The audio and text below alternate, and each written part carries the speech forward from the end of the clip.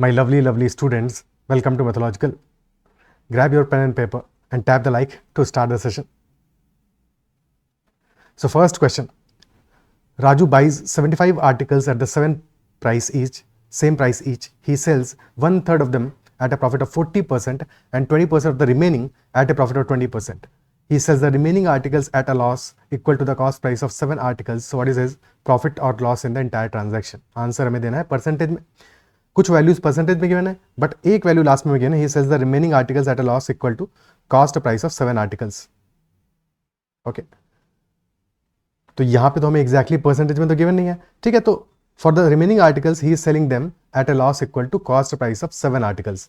So let us assume cost price of 1 article. So cost price equal to ₹1 per article मान लेते हैं. Total articles है 75. Raju is purchasing 75 articles, and out of these 75, he is selling 1/3 of them at a profit of 40%. So 1/3 will be 25 articles. So 25 articles he is selling at a profit of 40%. 40% यानी कि 2/5 का profit. So if cost price is ₹1 for 25 articles, CP will be ₹25 और 25 का 2/5 हो जाएगा ₹10 यानी कि ₹10 के profit पे he is selling these 25 articles. Okay. Then 20% of the remaining 25 articles already sell कर दिए, बचे कितने? 50 बचे. आउट ऑफ 50 20% यानी 1/5 हो जाएंगे 10. तो 10 articles he sold at a profit of 20%. Cost price is ₹10, 20% will be ₹2, तो profit will be ₹2. And the remaining 40 are being sold at a loss equal to cost price of 7 articles. 1 article का cost price है 1, 7 का loss होगा तो -7. So net profit क्या आ जाएगा? +10 + 2, तो +12 - 7, that will B ₹5 का profit. Net profit will B ₹5. और कॉस्ट प्राइस कितना है? 75 आर्टिकल्स है, ₹1 कॉस्ट प्राइस है एक आर्टिकल का, 5/75. So that becomes 1/15. Profit percentage हो जाएगा 1/15 × 100, that will be 6.66% profit. Option C will be the answer. Is that clear? ठीक है, क्या ये क्लियर होता है? ओके, आगे बढ़ते हैं.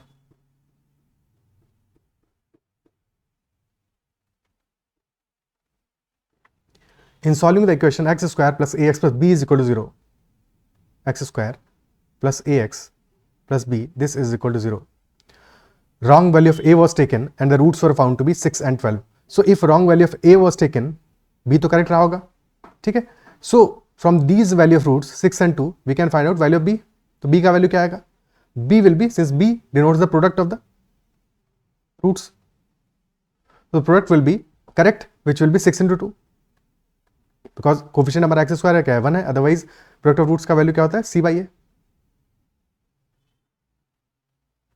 If equation is ax² + bx + c equal to 0, product is c/a and sum is equal to -b/a. But since a is equal to 1, तो प्रोडक्ट हमारा हो जाएगा the constant term which is equal to b. So b will be equal to, एक second, 6 × 2 12 आ जाएगा, यानी कि product will be equal to 12. In the second case wrong value of b is taken, यानी product गलत आएगा but sum सही आएगा, because roots were found to be -2 and 9. तो अगर b की वैल्यू इनकरेक्ट लिया है हमने, a करेक्ट लिया होगा, तो सम वहां से मिल जाएगा हमें. Sum will be equal to -2 + 9 which is equal to 7. So correct sum is 7, correct product is 12. So values क्या होनी चाहिए?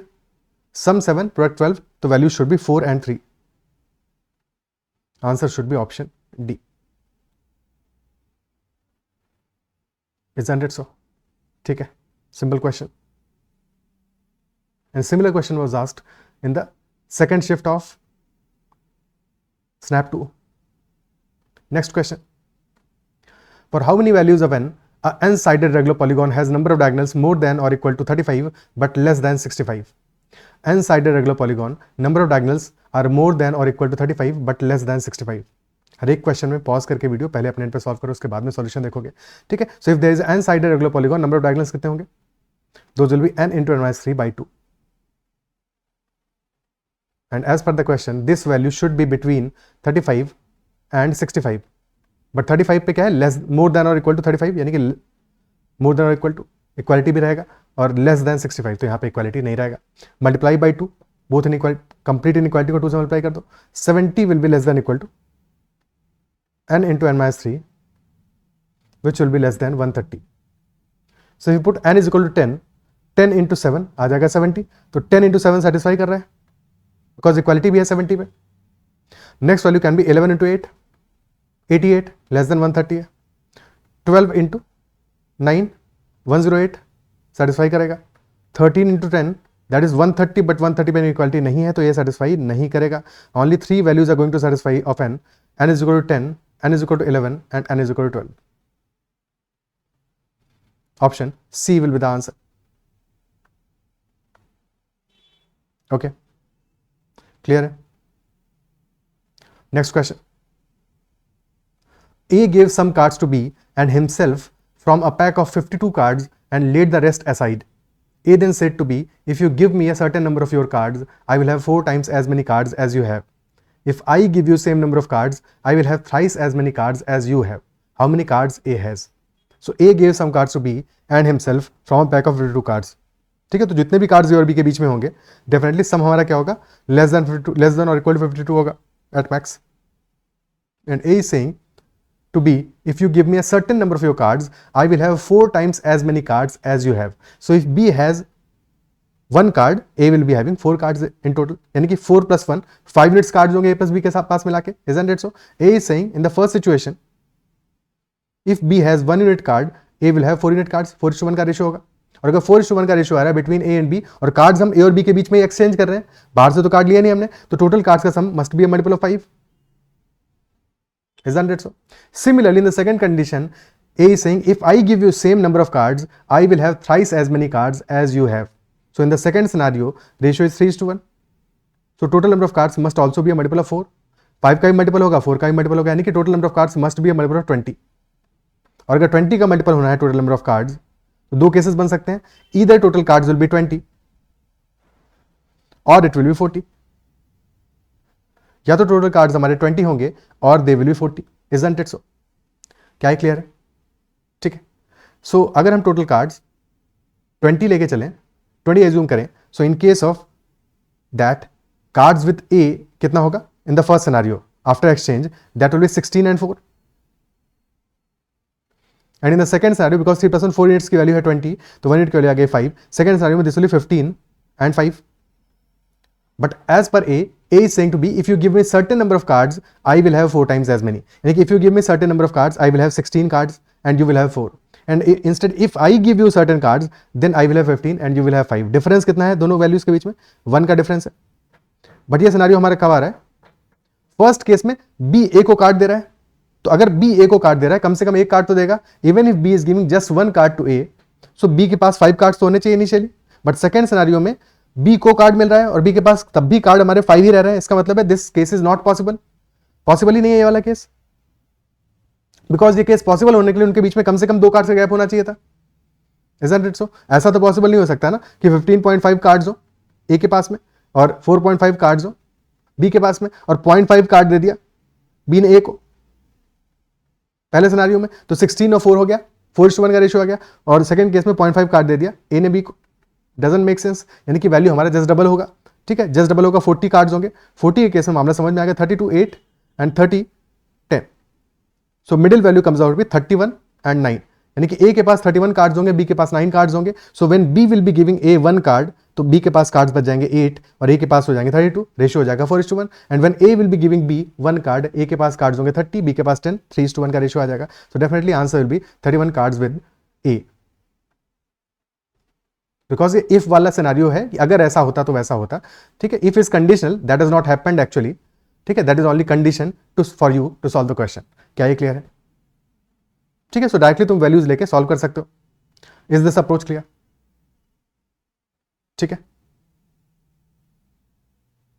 Okay. Is this clear? Second approach could be to this question. Let us say कि after the first exchange, if you give me a certain number of cards, I will have 4 times as many as you have. So if B has, let us say, X cards after the exchange, so A will have 4X cards. ठीक है, A will have 4X cards. But this is after the exchange. After when B has given A some number of cards. ठीक है, so if B had not given those number of cards, let us say Y cards दिए थे B ने, तो वो Y cards हम A से छीन लेते हैं. So in the initial scenario, A will be having 4x minus y cards and B will be having x plus y cards. This is the initial case. And if B gives A y cards, then this will be the scenario. Okay. And if A gives B y cards instead, the number of cards with B will be x plus 2y. And number of cards with A will be 4x minus y, yani 4x minus 2y. And now the ratio is 3:1. So 4x minus 2y upon x plus 2y, this is equal to 3/1. So 4x minus 2y becomes equal to 3x plus 6y. So x will be equal to 8y. x is equal to 8y आ गया. Is that it? So ठीक है, x is equal to 8y. और number of cards total कितना हो जाएगा हमारा, या तो यहां से देख लो 4x plus x 5x है. ठीक है, टोटल कार्ड्स है 5x and x is equal to 8y. So if x is equal to 8y, total cards 5x will be equal to 40y. And both x and y have to be integer. So y का एक ही value possible है, y equal to 1, because total cards of 52 है. अगर 52 के अलावा बड़ी value होती है हमारे पास तो y के मल्टीपल वैल्यूज पॉसिबल होता है, बट यहां पे सिर्फ एक वैल्यू पॉसिबल है, y is equal to 1. So if y is equal to 1, 5x will be equal to 40. और number of cards initially with x, 4x minus y will be equal to 32y minus y, which is 31y. और y is equal to 1 है, यानी कि answer आ जाएगा 31, option C. Okay, is that clear? ठीक है, next question देखते हैं. Ravi purchased 8 bananas, 12 oranges and 7 pears for a certain amount. With 30% less amount, Raj could purchase 4 bananas, 6 oranges and 6 pears. If Manu purchased 8 bananas, 12 oranges and 11 pears, then what percentage of the total amount did she spent on pears? कितना amount pears पे spend किया होगा? ठीक है, तो रवि ने purchase किए हैं 8 bananas plus 12 oranges plus 7 pears. And since percentage में बात हो रहा है, लेट अस अज्यूम कि 100 रुपीज में परचेज किए हैं रवि ने. सो विथ 30% लेस अमाउंट, यानी कि इन 70 rupees Raj could have purchased 4 bananas plus 6 oranges plus 6 pears. ठीक है, and our concern is on pears. All eyes on pears. ठीक है, so 8 bananas plus 12 oranges plus 7 pears cost rupees 100 and 4 bananas plus 6 oranges plus 6 pears cost rupees 70. ठीक है, तो second case में we have 4 bananas plus 6 oranges. First case में double that of bananas and oranges in the second case. Isn't it so? तो अगर हमारा cost यहाँ पे x रुपीज है let's say, so this will be 2x here. Isn't it so? तो x plus 6p, क्योंकि जैसे ही तुमने x एज्यूम कर लिया, अब हमारे पास दो ही वेरिएबल बचे, दो इक्वेशन से सॉल्व हो जाएगा. x plus 6p is 70 and 2x plus 7p, this is 100. So multiply the first equation by 2. This becomes 2x plus 12p is equal to 140. Subtract कर दो इसमें से 2x plus 12p minus 2x plus 7p, तो 5p will be equal to 40. So cost of a pear will be equal to 8. p is equal to 8 आ गया.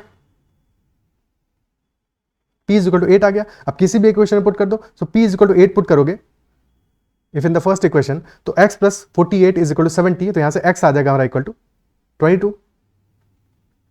70 minus 48, तो 22 आ गया. And then question is asking, Manu purchased 8 bananas and 12 oranges.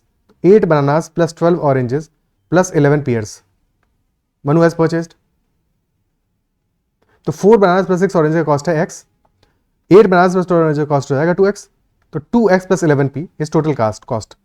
2x will be 44 and 11p will be 88. And question is asking, what percent of the total amount did she spend on pears? और pears का cost है 88. Total cost है 44 plus 88, तो 88 upon 132 which will be 2/3. So the amount spent on pears is 66.66%, option C. Option C will be the answer. Clear है? ठीक है. Next question. Two poles are 45 meters apart and the height of one is double that of the other. From a point A between the two poles and just 5 meters away from the smaller pole, angle of elevation of the two poles are complementary. Complementary यानी कि sum of angles is 90. Sum of angles is equal to 90 degrees. If there is a point P 20 meter away from the longer pole, find the angle of elevation of the longer pole from the point P. Angle of elevation of the longer pole from the point P. पहले solve करते हैं, solve करके height निकालते हैं. Two poles are 45 meters apart. Okay, and let us make the diagram.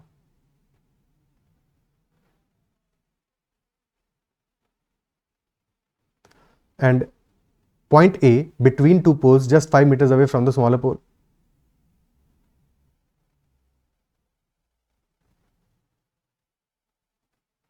So if this height is h, this will be 2h. This distance is 5. Total distance 45 है, so this distance will be 40.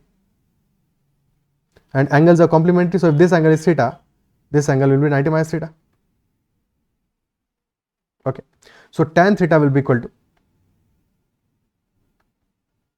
h upon 5, opposite या perpendicular upon base, और tan 90 minus theta will be equal to 2h upon 40. ठीक है, या फिर h upon 20 हो गया. और tan 90 minus theta is also equal to cot theta. This is equal to cot theta because tan and cot are complementary. ठीक है, complementary ratios, तो cot theta आ जाएगा, और cot theta is equal to 1 by tan theta. 1 by tan theta, तो 1 by tan theta is equal to h by 20. तो tan theta की value यहां से आ जाएगी 20 by h. फर्स्ट केस आ रही है h by 5, तो h by 5 will be equal to 20 by h. So h square is equal to 100, and hence h, the height, will be equal to 10 meters. H will be equal to 10 meters. But then question is saying if there is a point P 20 meters away from the longer pole. Longer pole की height कितना है? 2h है, यानी कि longer pole की height हो जाएगी 20 meters. And there is a point P 20 meters away from the longer pole. Let us say this is the point P. This was point A. This is point P. 20 meters away. Then find the angle of elevation of the longer pole from the point P. So this base length is 20, height is also 20. तो angle कितना होगा? If both are same, angle will be 45 degrees. If base is 20, height is also 20, the angle of elevation will be 45 degrees. Option B will be the answer. Okay, clear?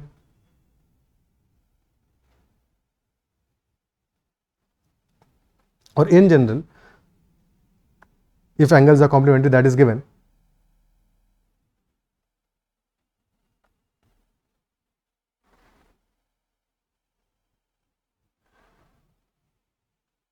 One height is h1, other height is h2. Distance of h1 is a, distance of h2 is b. Okay, so in that case, if angles are complementary, one angle will be theta, other will be 90 minus theta. ठीक है, so tan theta हो जाएगा h1 by a, and tan 90 minus theta will be h2 by b. But since tan 90 minus theta is cot theta, तो h2 by b को reverse कर दो, यानी कि b by h2. h1 by a will be equal to h2 by will be equal to b by h2. So this will be our equation straight away. ठीक है, because tan theta is equal to h1 by a, or tan 90 minus theta, which is equal to cot theta, is equal to h2 by b, and that is why tan theta will be b by h2. So straight away ये equation बना लोगे. Okay, next question. How many 6-digit positive integers comprising only digits 1 or 2 can be formed such that the number is divisible by 3? 6-digit positive integers comprising only the digits 1 or 2 can be formed such that number is divisible by 3. So if number has to be divisible by 3, sum of digits should be divisible by 3. Sum of digits should be multiple of 3. और 6-digit number है. So if we have all the digits equal to 1, अगर सारी की सारी digits 1 ले लें हम, if all digits are equal to 1, sum of digits क्या आ जाएगा? 6 आ जाएगा, which is a multiple of 3. Okay, but ऐसे कितने numbers बनेंगे? Which have all the digits equal to 1? Only one such number is possible. Only one such number is possible. Now if you replace some ones by twos, तो कितने once को हमें to से replace करना पड़ेगा so that हमारा सम of digits multiple of 3 रहे। Next sum क्या है, 6 के बाद में इंक्रीज कर रहे हो तो 9 होगा सम, तब भी चलेगा। 9 करने के लिए 3 से इंक्रीज करना पड़ेगा सम को। 1 को 2 से इंक्रीज करोगे तो 1 का इंक्रीज आएगा एक डिजिट में। If you are replacing 1 by 2 there will be a change of 1, so you can replace 3 digits at the max, ठीक है, क्योंकि 9 सम बनाना है हमको। तो there will be 2 twos, 3 twos and 3 ones. How many such numbers are possible? Total 6 digits है, 6 factorial, but since there are 3 twos, divide by 3 factorial, 3 ones, divide by 3 factorial. So this will be 6 into 5 into 4 by 6, 20. 20 आ जाएंगे numbers ऐसे। Third scenario क्या बनेगा, सम 12 बना लो। बचे हुए remaining ones should also be replaced by 2. So now you have all twos, all digits are 2, ठीक है, only one such number is possible. So total numbers आ जाएंगे 1 + 30, 1 + 20 + 1, 22. 22 numbers are possible. 22 numbers can be formed. Option C will be the answer. Okay. Clear?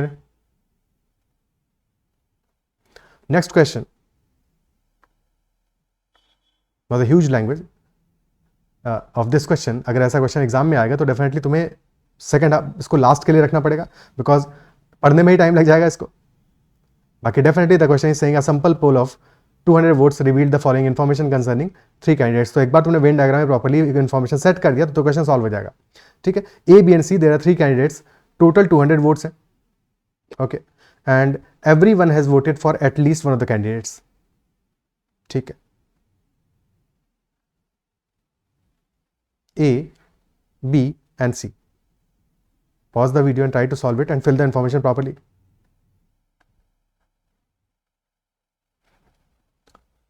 "28 voted in favor of both A and B." So both A and B is 28, but both A and B implies this portion, ठीक है। So that is why information अभी अंदर तो नहीं fill up कर सकते, तो बाहर नोट डाउन कर दिया 28 is the value for both A and B. Okay. Then 98 voted in favor of A or B but not C. 98 voted in favor of A or B but not C. तो अभी इसको hold पे रखते हैं information को, ठीक है। This 98 will be referring to what region?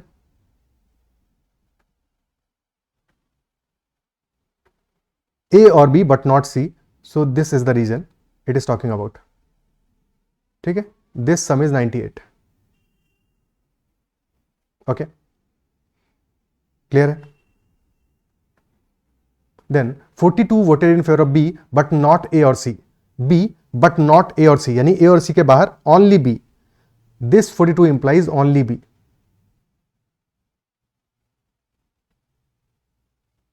122 voted in favor of B or C but not A.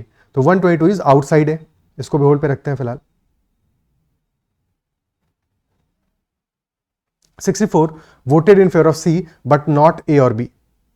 C but not A or B, यानी 64 is only C. So we have received 64 which is only C, 42 which is only B, and 14 voted in favor of A or C, A and C but not B.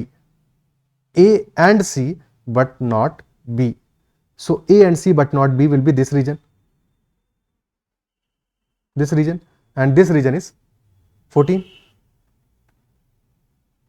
Okay, ठीक है, clear है। Additionally we know कि 122 voted in favour of B और C but not a.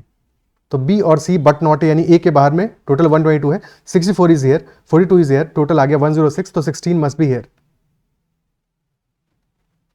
Okay, then ठीक है, ये सारा fill up हो गया। अब बचा क्या है हमारा, 98 बचा हुआ है। 98 is in favour of A और B but not C. Also everyone voted for at least one of the candidates. तो टोटल हमारा 200 आना चाहिए, टोटल शुड बी 200, ठीक है। So 28 is in this region. 28 plus 42 which is 70 plus 16 86 plus 14 100 164 164 आ गया, total 200 है, 36 must be here. 36 must be है। ठीक है, क्वेश्चन में हमें अल्टीमेटली आंसर क्या करना है, how many votes were in favour of only one of the candidates. So answer will B 36 plus 42 plus 64, that is 142। Option D will be the answer.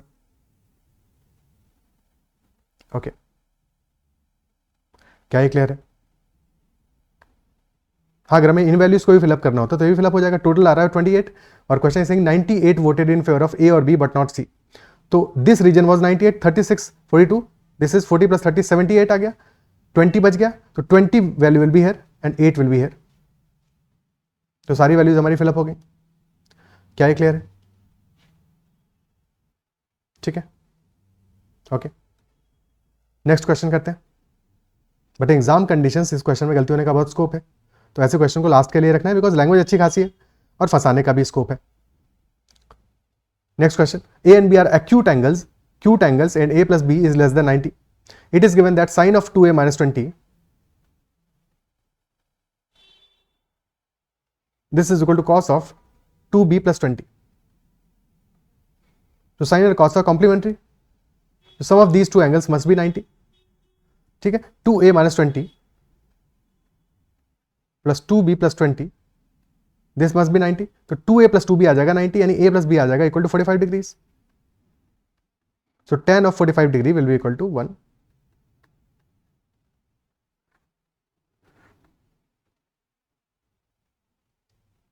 ठीक है, tan 45 will be equal to 1। Is that clear? Next question, there are 4 identical pens and 7 identical books. In how many ways can a person select at least one object from this set? 4 identical books are there, 7 identical pens are there, 4 identical pens are there, 7 identical books are there, and we have to select, a person has to select at least one object from this set. कम से कम एक object select करना है।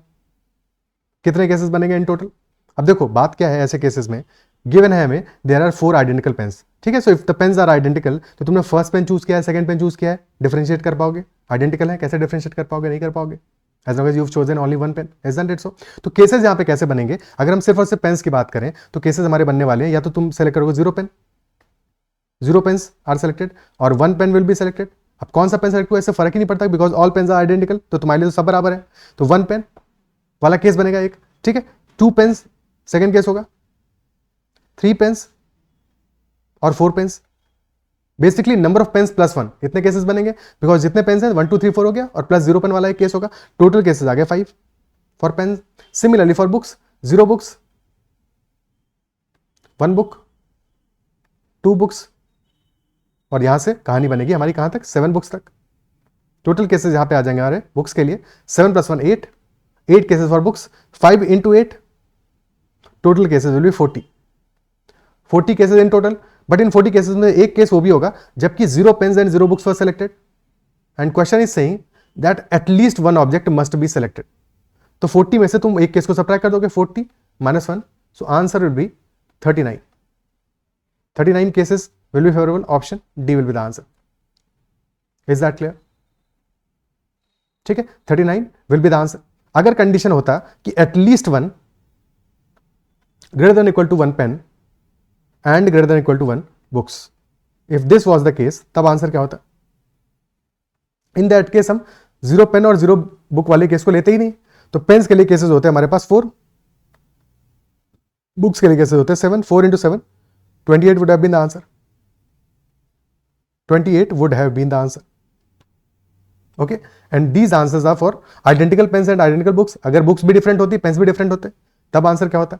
If identical नहीं लिखा होता, different होते।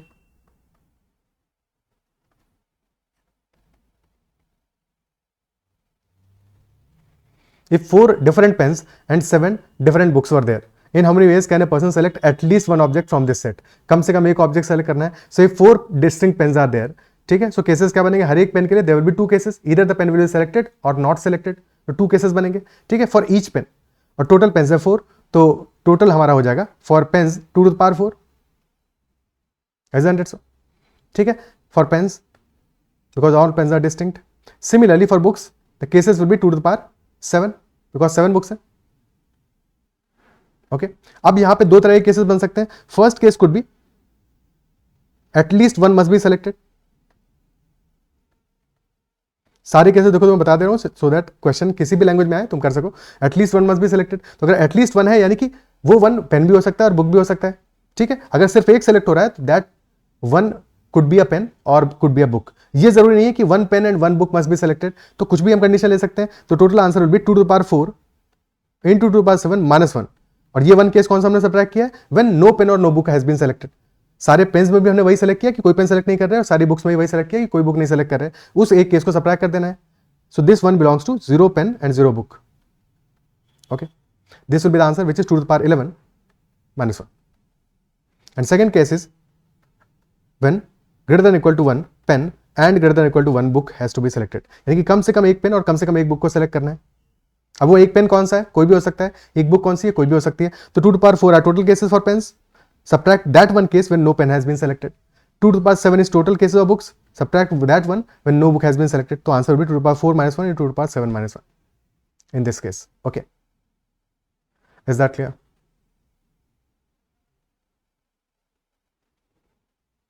ठीक है, next question। There are 6 boxes numbered 1 to 3 4 5 6।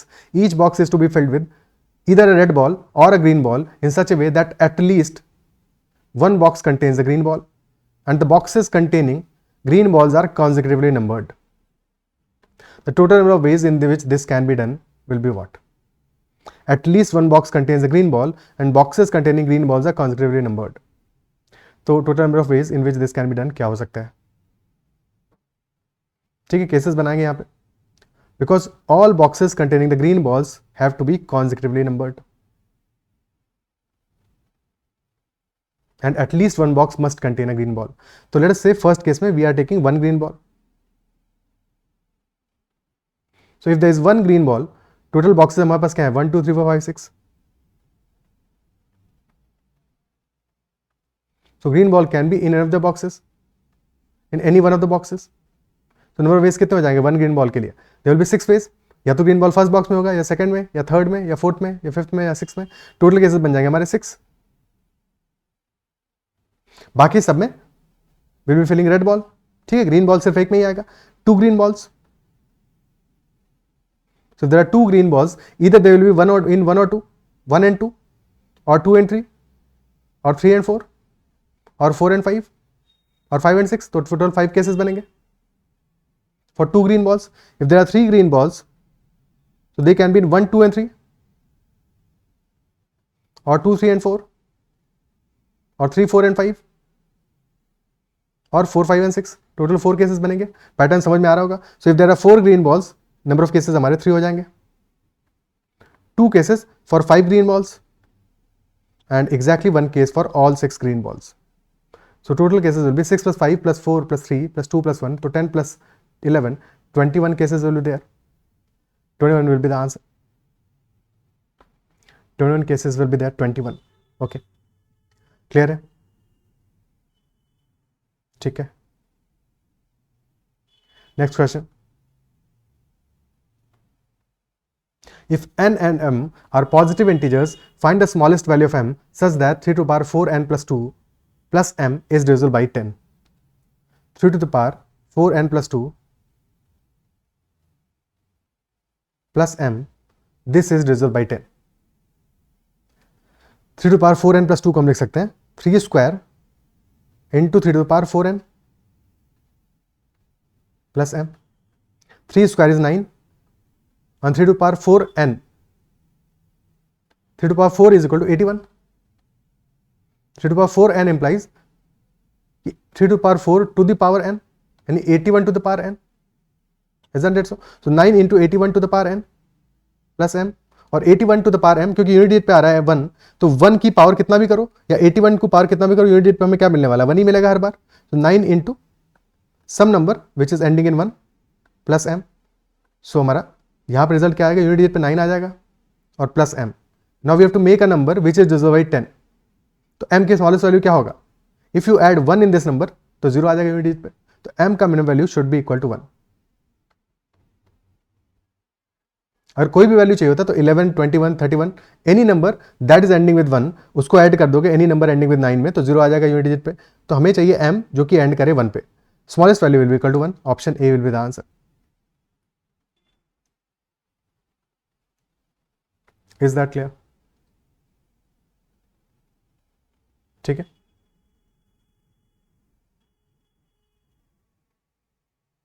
Clear है।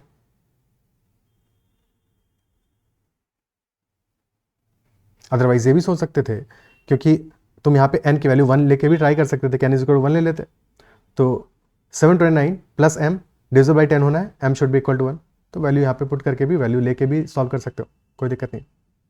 बिकॉज आंसर हमारा कैन नॉट डिटरमाइंड ऑप्शन में होता तो फिर वैल्यू लेकर ट्राई नहीं करते, फिर तो प्रॉपर्ली सॉल्व करते। बट क्योंकि ऑप्शन हमारे गिवन है, डिफाइंड है, तो डेफिनेटली अगर तुम वैल्यू एक कोई पुट भी कर देते हो तो उसके थ्रू आंसर करना will be far easier.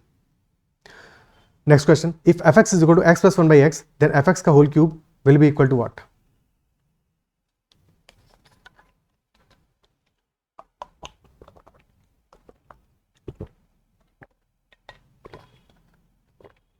fx is equal to x plus 1 by x, fx whole cube will be equal to what? fx cube, this will be equal to x plus 1 by x whole cube, ठीक है। और a plus b whole cube क्या होता है? a plus b whole cube is equal to a cube plus b cube plus 3ab into a plus b। So this will be x plus 1 by x whole cube will be x cube plus 1 by x cube plus 3 into x into 1 by x plus x plus into x plus 1 by x, ठीक है। So x cube plus 1 by x cube और x into 1 by x क्या हो जाएगा? This will be equal to 1 only, तो plus 3 times of x plus 1 by x. Now x cube plus 1 by x cube, this can be written as, क्योंकि option हमारे क्या है? f of x cube plus f of 1 by x, f of x cube plus 2 times f of x, तो f of x cube क्या होगा? f of x cube will be x cube plus 1 upon x cube, so this can be written as f of x cube, ठीक है। F x whole cube is different, f of x cube is different, ठीक है। तो F of x cube हमारा हो जाएगा X cube plus 1 by X cube. Now X plus 1 by X is equal to F of X, तो plus 3 times F of X, this should be the answer. F of x cube plus 3 times F of X, that should be the answer. But option में क्या given है? ये option में तो नहीं given है, तो क्या आंसर करोगे? Option D is the trap in this question. क्यों ट्रैप है? क्योंकि एफ एक्स हमारा इक्वल टू है x plus 1 by x. So if we find out f of 1 by x, तो क्या वैल्यू होगा? x की जगह आ जाएगा 1 by x और 1 by x की जगह आ जाएगा 1 upon 1 by x which will be equal to x only, तो 1 by x plus x हो गया। तो क्या ये same as f of x नहीं है? f of 1 by x is also equal to f x, so बस this can also be written as equal to f of x cube plus 3 times f of 1 by x. Isn't it so? तो option C will be the answer. और थोड़ा सा घुमाना होता तो F of x cube को भी F of 1 upon X cube लिख सकते थे, क्योंकि बात तब भी वही रहती। So this is also equal to F of 1 upon X cube plus 3 times F of 1 by X, और F of 1 by X cube plus 3 times F of X. So any of these 4 could have been the answer option. क्या clear है? Is that part clear? ठीक है। So options जब भी कभी ऐसा कहीं फंसो तो हमेशा बाकी ऑप्शन को चेकआउट कर लो कि कहीं ऐसा तो नहीं कहीं पे ट्रैप हो, और ट्रैप में फंस के गलत आंसर मार्क करने जा रहे हो, ठीक है। Next question, if F x is equal to x square plus 2x plus 5 and g x is equal to 2x plus 3 and F of g x is equal to 20, then what could be the value of x? F x is equal to x square plus 2x plus 5, g x is equal to 2x plus 3 and F of g x is equal to 20, what could be the value of x? F of g x है 20 and F of x is equal to x square plus 2x plus 5, okay. थोड़ी देर के लिए मान लेते हैं कि GX की वैल्यू हमारा आ रहा है इक्वल टू वाई, तो F of Y is given as equal to 20 and F of Y will be Y square plus 2y plus 5। Solve कर लो, Y square plus 2y plus 5 is equal to 20, तो Y square plus 2y minus 15 is equal to 0।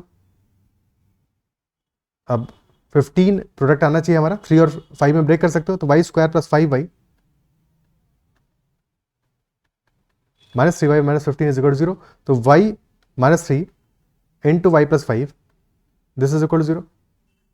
So यहां से y की values मिल जाएगी 3 and minus 5, but y was actually equal to gx. ठीक है, और gx is equal to 2x plus 3. So first case में वैल्यू आ गया हमारा 2x plus 3 can be equal to 3, and if 2x plus 3 is equal to 3 तो x equal to 0 आ जाएगा, जो कि ऑप्शन में तो गिवन नहीं है. सेकंड केस बनेगा 2x plus 3 is equal to minus 5. So 2x will be equal to minus 8, x equal to minus 4 आ जाएगा. सो x इक्वल टू 0 आएगा आंसर, या फिर x इक्वल टू माइनस 4 आएगा. So minus 4 should be the answer because that is given. और option था what could B, तो one of the possible values is given, minus 4 is given. Otherwise दो values मिल रही है हमें x की, 0 and minus 4. Okay, ठीक है.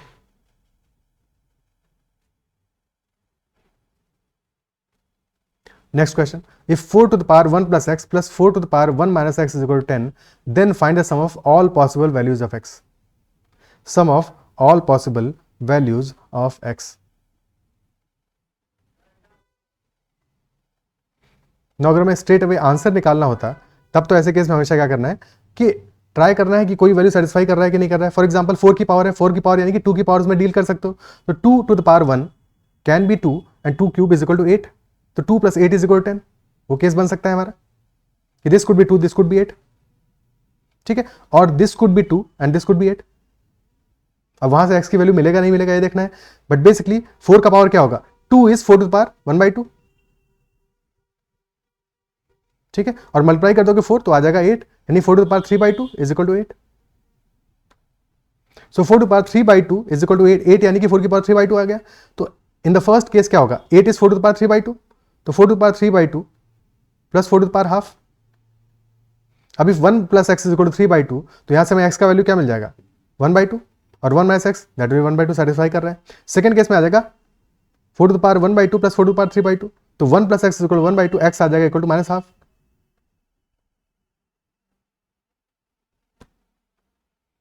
ठीक है, यहाँ पे sum of all possible values of X लेना है, तो चांसेस आर कि आंसर हमारा 0 आए, बट फिर भी सॉल्व करके देख लेते हैं.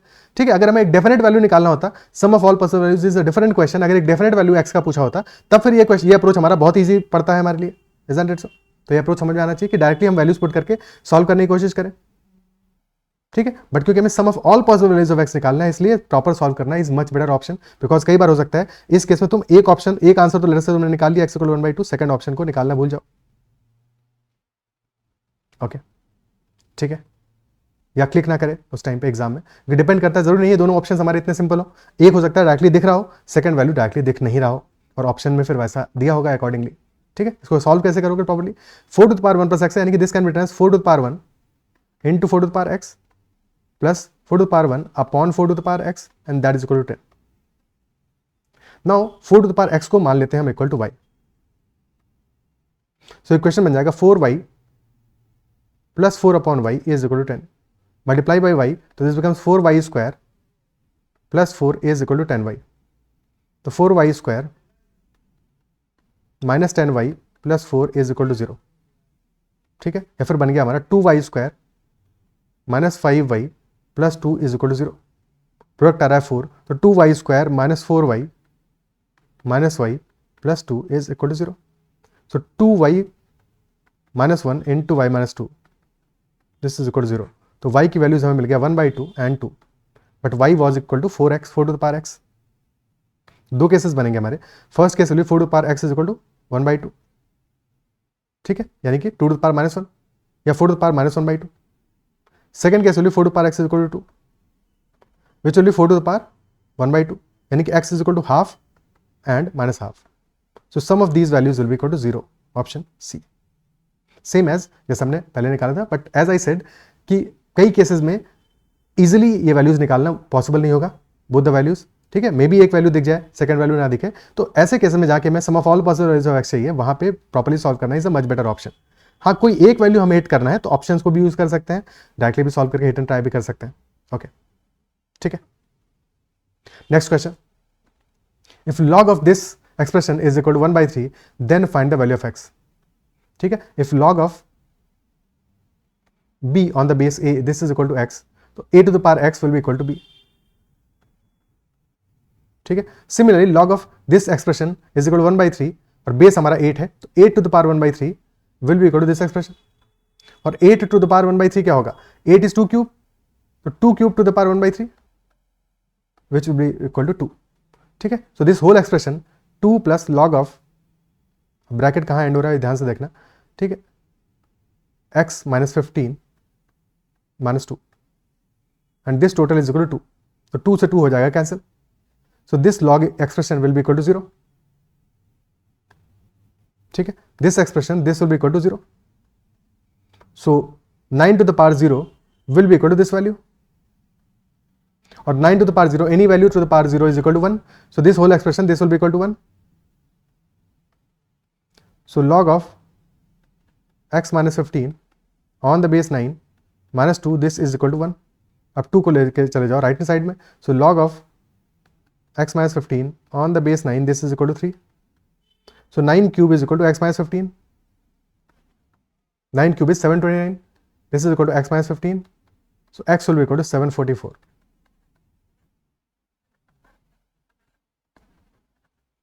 x is equal to 744, option D is the answer। Okay, clear?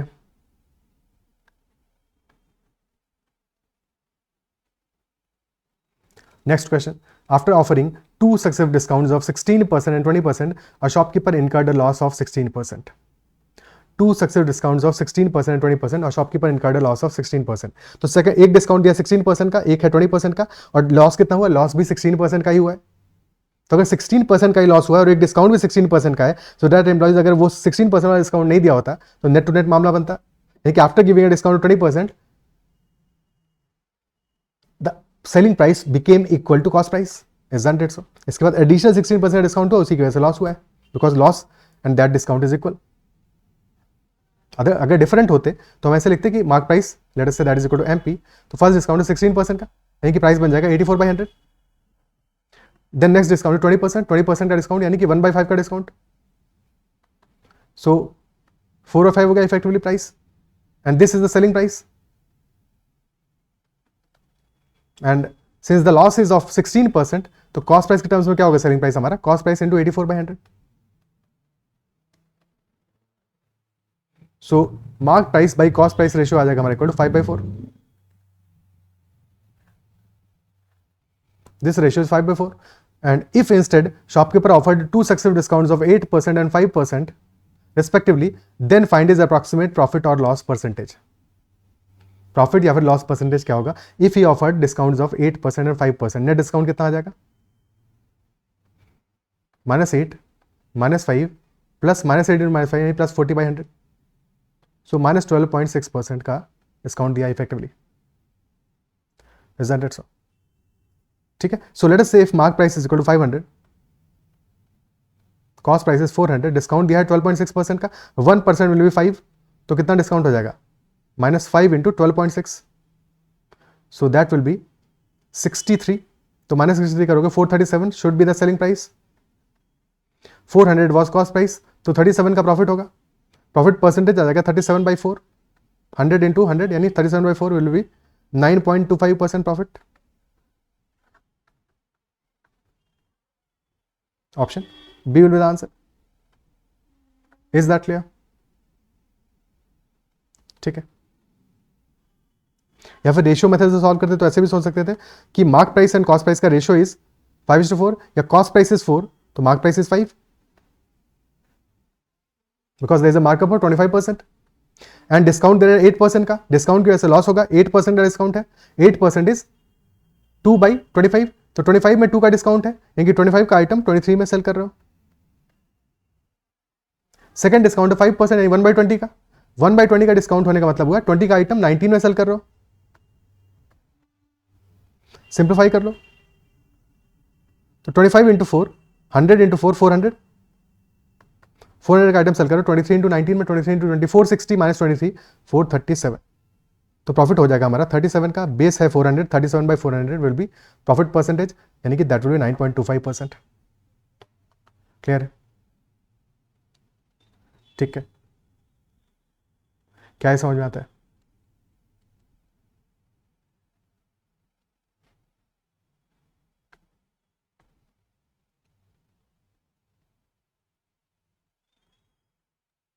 Next question. In a party, women are double that of number of men. Women are double that of number of men. So if men are 1 unit, women will be 2 units. Ratio is 1:2. 40% of men and 6.66% of women have grey hair. 40% यानी कि 2/5 men and 6.66% which is 1/15 women have grey hair. If it is given that grey haired person has been selected, then what is the probability that the person selected is a male? तो पहले तो पता लगाते हैं number of grey haired person कितने हैं party में, because ये तो गिवन है कि ग्रे हेयर्ड पर्सन को हमने सेलेक्ट किया है, हमें आइडेंटिफाई करना है कि how many grey haired person will male, because that will be the probability accordingly. ठीक है, so 2/5 men have grey hair and 1/15 women have grey hair. So denominator values हमें मिल रहा है 5 and 15, एलसीएम आ जाएगा 15. ठीक है, सो हम स्मॉलेस्ट यूनिट यानी कि मेन को मान लेते हैं 15. If total men are 15, women will be 30. Okay, total men are 15, women are 30. And if 15 men are there, देखो इसका मल्टीपल ही होगा कोई ना कोई, उससे फर्क नहीं पड़ेगा, हमारा आंसर तो चेंज नहीं होगा, हमें निकालना है प्रोबेबिलिटी. ठीक है, हमें एक्चुअल नंबर थोड़ी चाहिए. तो 15 numbers of men if they are there, तो 2/5 of them have grey hair. 2/5 of them have grey hair, probability of grey hairs in men. ठीक है, तो 15 into 2/5 comes out to be equal to 6. तो 6 men have grey hairs. Similarly, 1/15 of 30, that is equal to, तो 2 women have grey hairs, 6 men have grey hairs, 2 women have grey hairs. ठीक है, तो grey heard main का probability क्या होगा? 6 में से कोई एक सेलेक्ट हो, और टोटल कितने हैं? 6 + 2 8, तो 6/8 will be the answer. 3/4. There is a 75% chance that the grey haired person will be a male. Option C will be the answer. 75% chance that grey haired person will be a male. Okay, clear है? ठीक है, next question. Find the least number of square tiles required to pave the floor of a room 15 meter 17 centimeter in length and 9 meter 2 centimeter in breadth. क्या answer होगा?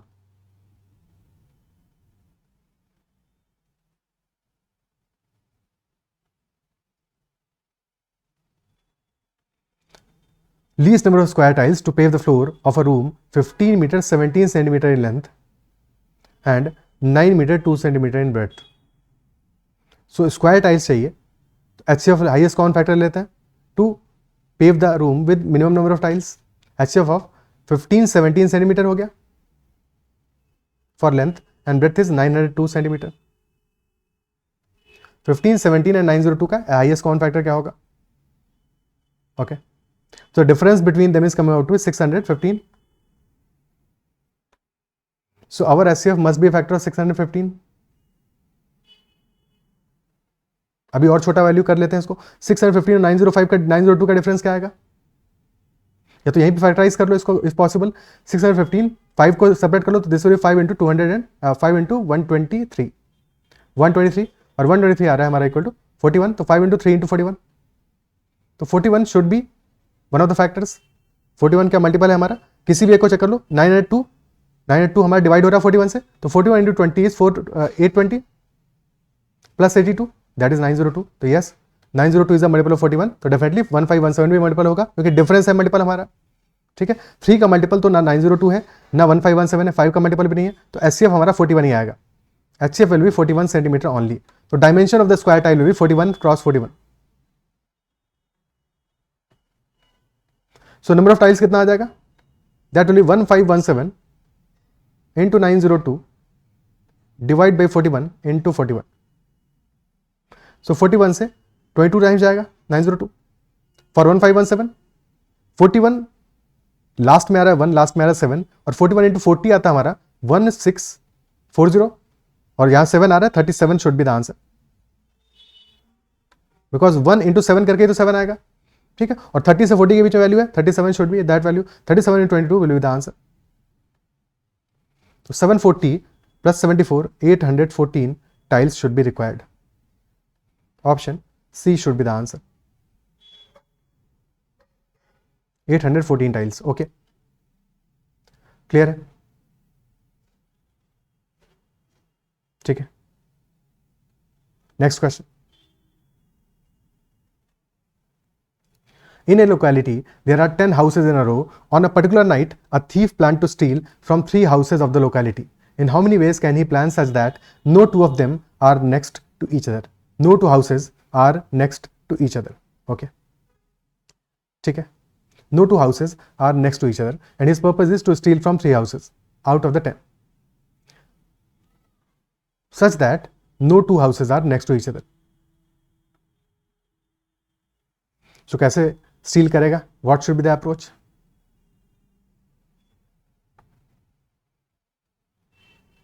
देखो, there are 2 houses.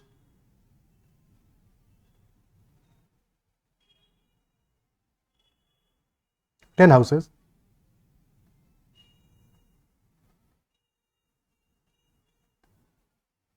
And let us say he plans to steal from the first house. ठीक है. So if he plans to steal from the first house, then he cannot steal from the second house. ये तो पक्की बात है, because no two houses have to be next to each other. Now then next he plans to steal from the fourth house. Fifth से steel नहीं कर पाएगा, फिर किसी से भी स्टील कर ले. ठीक है. या फिर ऐसा हो सकता है कि he plans to steal from the second house. If he plans to steal from the second house, then he cannot steal from the third house. Third से स्टील नहीं कर पाएगा. फिर अगर सिक्स से स्टील करने का प्लान करता है तो सेवन से नहीं कर पाएगा. यानी कि in any case if he selecting the first house, तो नेबरिंग जो जस्ट हाउस होगा, जस्ट नेक्स्ट हाउस होगा, उससे स्टील नहीं कर पाएगा. फोर्थ से स्टील करता है तो उससे नेक्स्ट से नहीं कर पाएगा. यानी कि जो भी फर्स्ट 2 हाउसेस सेलेक्ट करेगा, उनके जो बाद वाले 2 हाउसेस होंगे उनसे तो स्टील नहीं कर सकता. यानी कि in all these cases he will not be stealing from 2 of the houses out of 10 for sure. और वो 2 कौन से होंगे? फर्स्ट का नेक्स्ट वाला और सेकंड का नेक्स्ट वाला. So he had to select 3 houses out of the remaining 8. So answer should be 8C3. यानी कि 56 houses should be there. क्या ये क्लियर है? क्योंकि in any case he will not be able to steal from the 2 houses. Isn't it so?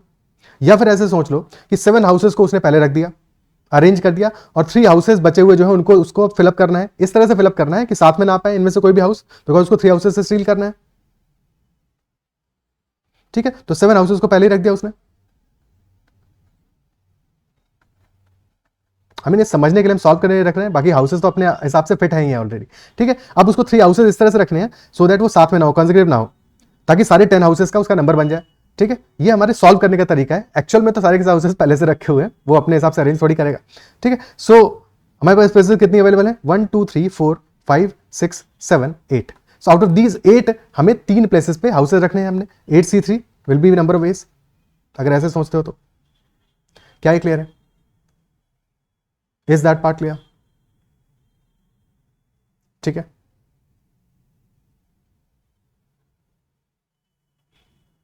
या फिर ऐसे सोचा जा सकता है कि ऑलरेडी 10 हाउसेस तो हैं ही हमारे.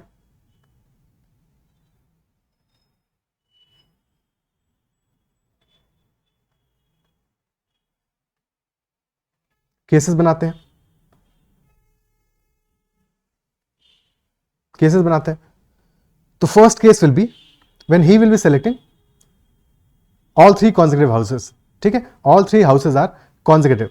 ठीक है. All 3 consecutive. तो अगर ऑल 3 आर टुगेदर, कितने केसेस बनेंगे? इधर दे विल बी 1 2 एंड 3 और 2 3 एंड 4 और 3 4 एंड 5. लास्ट केस क्या बनेगा हमारा? 8 9 10. तो 1 2 3 2 3 4 3 4 5 4 5 6 5 6 7 टिल 8 9 10. टोटल 8 केसेस बनेंगे for all 3 houses together. 8 cases. Okay.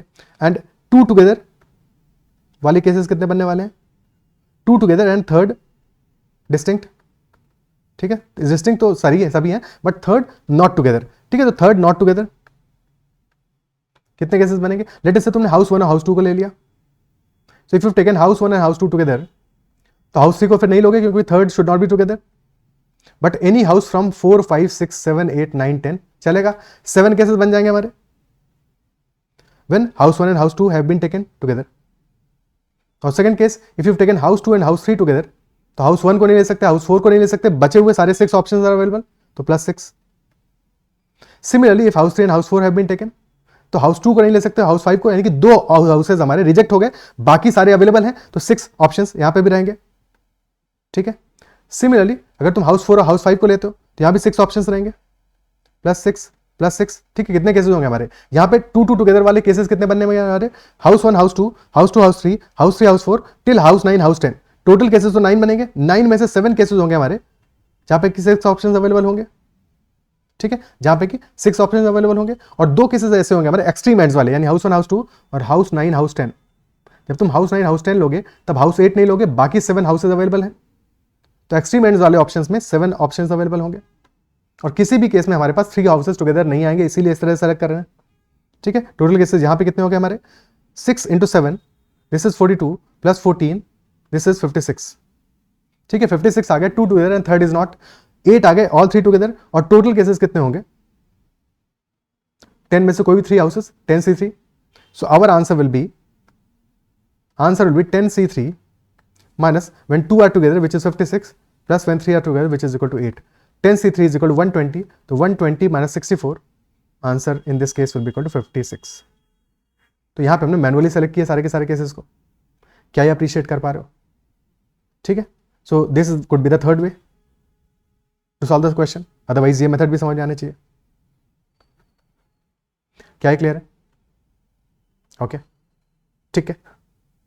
So these are all the questions in this session. I believe जो भी डिस्कस किया वो समझ में आया होगा, and if you like the session then make sure to hit the like button as well. If you have not already subscribed to the channel and you like the content, then subscribe to the channel and press the bell icon as well. And you can also join the Telegram channel Mathological or WhatsApp channel Mathological, and for any queries or concerns or questions you can always message me at ADITYAKT. ठीक है, best of luck for your examination and that's all for this session. Bye bye, take care, keep running.